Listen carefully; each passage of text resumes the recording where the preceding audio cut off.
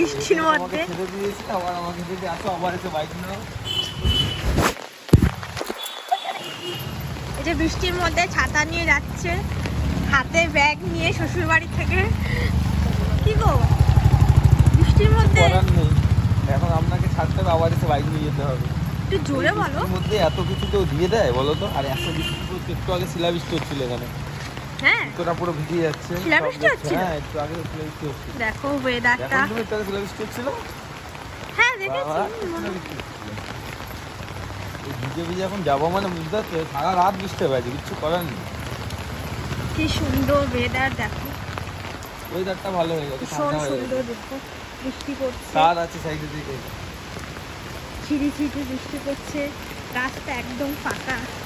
এরকম রাস্তায় যাওয়ার মজাটাই আলাদা। তার বাহ, তার মধ্যে যাওয়া যাবে না, ভীষণ সুন্দর লাগছে যেতে। ফাঁকা রাস্তা, এরকম ভাবে ফাঁকা রাস্তায় যেতে খুব ভালো লাগে।